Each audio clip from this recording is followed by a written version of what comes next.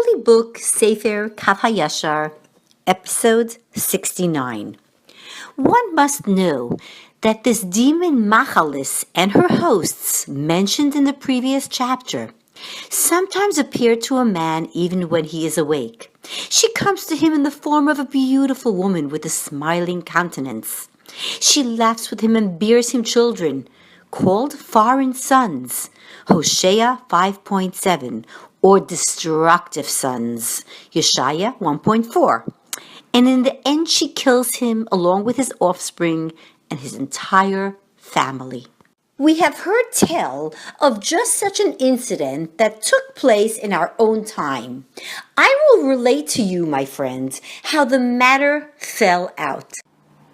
It happened during the years 5441 and 5442. On a busy street in the holy community of Posen, there was a solitary stone house with a cellar that was always kept locked, and no man was allowed to enter. One day, a certain man did go in, and about a quarter of an hour later, the residents of the house found him lying dead on the threshold. No one could ascertain the reason for his death. About 2 years after the young man's death, malignant spirits began to frequent the outbuilding where all the domestic chores were done. Whenever anyone prepared food to place to the stove, they would later find it filled with dirt and ashes, rendering it unfit for consumption. With time, the spirits expanded their range, entering even into the main living quarters where they would take hold of the hangings and lanterns decorating the room and throw them to the ground. Still, they never harmed the residents physically. They merely caused them consternation. Eventually, they started wandering freely throughout the house. The human residents were so filled with fear by this point that they had no choice but to move elsewhere. This was a source of great anguish to the holy community of Posen, and the citizenry took counsel together to decide on a course of action. First, they tried the strategies of the Gentile priests called Yez Viter. But when that failed to dislodge the spirits from the house, they sent a messenger to the famous Baal Shem Tov of that generation, Rabbi Yoel Baal Shem of Zamusht. As soon as Rabbi Yoel arrived, he placed the spirits under oath, using divine names, and compelled them to reveal why they had come to that house. For the spirits are not permitted to take up residence in settled areas, but only in dilapidated houses or in the wilderness. The spirits replied that this house was rightfully theirs by Torah law, but they agreed to appear before the rabbinical court of Posen to present their case. A day or two later, the judges of Posen went with Rabbi Yoel Baal Shem and took their seats in the court.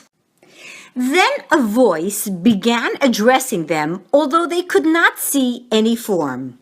One of the spirits explained that this house formerly belonged to a man named so-and-so, who was a smith. He used to cohabit with a certain female demon, who bore him foreign sons and destructive sons.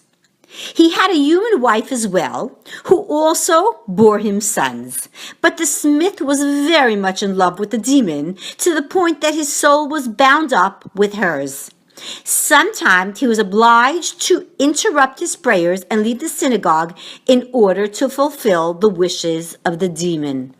One time, the smith was leading the Seder on the first night of Passover, in accordance with the Jewish custom everywhere, when suddenly he rose from the table to go to the outhouse.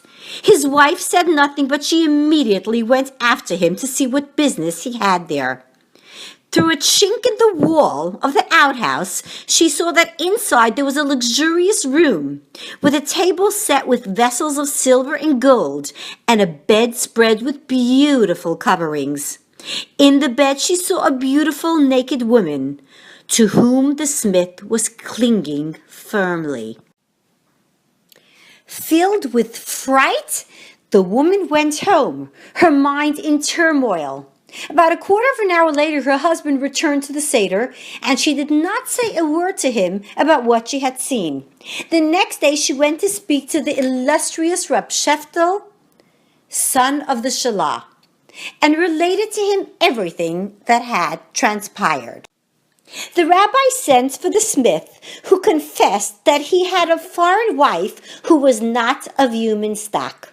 Then the rabbi composed an amulet containing holy names by which he compelled the smith to abandon his foreign wife, the malignant spirit. Sometime before the man's demise, the demon came back to him weeping. How could he abandon her and her children, she asked. Then she smiled at him, kissing and hugging, cajoling him, until he agreed to grant her and her offspring a portion of his estate, bequeathing to him the cellar. Years later, Poland was immersed in a war lasting from 5408 until 5418. In the course of the war, the smith and all his heirs were killed, and there was no one left to inherit the house. Therefore, concluded the spirit, we spirits are the true heirs, and we have a lawful portion in our father's estate.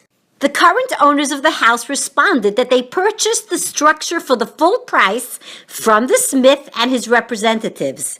Moreover, spirits do not have the legal status of offspring. Finally, their mother, the demon, had compelled the smith to live with her against his will. Having heard the two sides, the court handed down its ruling.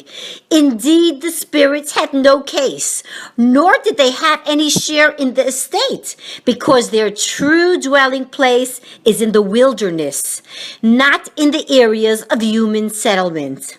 After the ruling was delivered, Rabbi Yoel bound the spirits by oath to vacate the premises, including the cellar, and return to the forest and the wilderness. From this incident, you have a clear demonstration that when a man clings to lilies or to one of the cohorts of the machlas, he uproots himself and his entire family from the world until no memory of him remains. Therefore, a man must distance himself from immorality, lest the demon come to him in the form of a woman and cling to him or his offspring, heaven forbid, so that he will cause himself harm. Fortunate is the one who makes protective barriers for himself and adheres to the wife of his youth, who is likened to a grapevine. And fortunate is his soul, for he does not deliver his strength to foreign powers.